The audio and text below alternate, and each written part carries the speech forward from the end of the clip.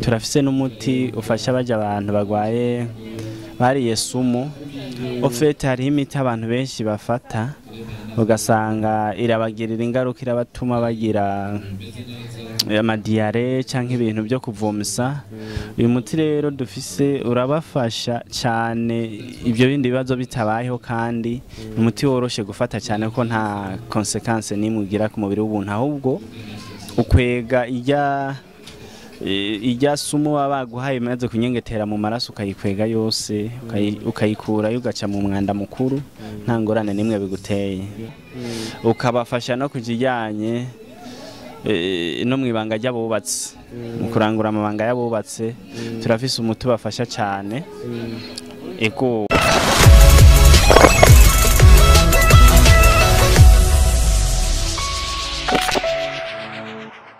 Tiko tugendera aba jeune entrepreneur bariko baragira iyo bita exposition nihanishagurisha ko riko riraba aha muri Source Dini, nka ndi kumwe n'umwe mu badandaza b'imiti kama. Imiti mbona ngo iri ni yakanovera ifasha vyinshi, kumbere ngira ngo atwidondera amatuganize ku vyari karakora. Sawa boss? Go sawa. Ego mudondora ko adukana kuri Beach Up TV. Murakoze cyane. Jewe nitwa Irema Harinde Japhet. Nkaba ndi umwe mu jeune entrepreneur yahisemo gukoresha, nyuma yo kumara ishure nahisemo kwiga ibijanye n'imiti kama, hama nza nabishira mu bikorwa kugira ngo dufashe amagara y'abantu biciye mu bimera by'iwacu bitarimwe produit chimique. Ego mushaka kutubwira bimwe mu byo muri ko murakora umuti umwe ukomeze n'akamaro kawo?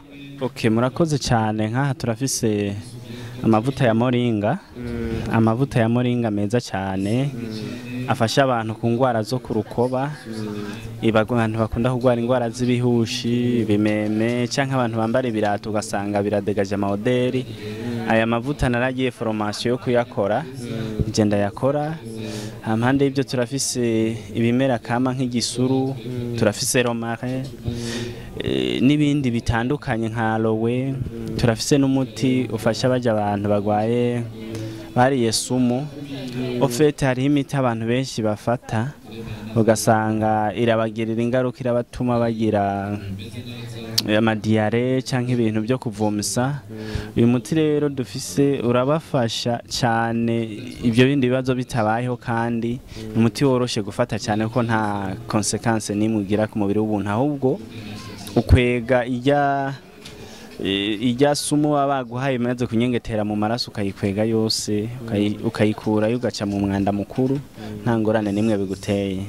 Yego mbega utuntu natwo twaba dufasha iki ku muntu?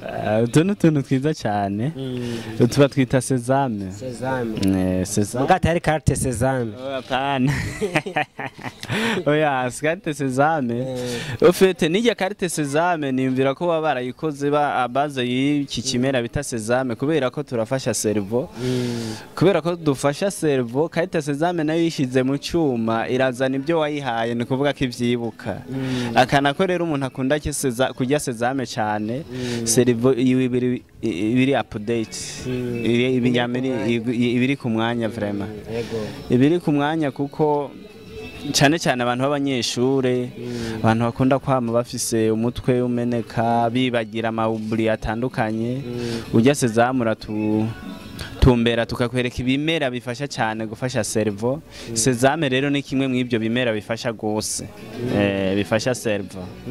Ego okay, mzata mbega iyo navyo kumenga ahava nibaza ngo na ka whisky ngo ninzoga ngo ninja ukakora ko barona kara amacupa maremare, hajya naho wari umuti uvura ibi? Okay, hajya turafise umuti nk'akararo, turafise umuti uvura inzoka ya amibe. Amibe nayo rero urazi ko ari inzoka ibangamira abantu benshi cyane, ikaba perturba mu mubiri yabo ebana, ku buryo n'umuntu hava yiyumvira ko yoba yariye na sumu kubera amibe. Amibe iraca umuntu umugongo, ikamumena amaso, ikamuteza ibibazo byinshi. Rero uyu muti twaregeranije ibimera by'iwacu bishobora kuvura inzoka y'amibe ku rugero rwiza cyane.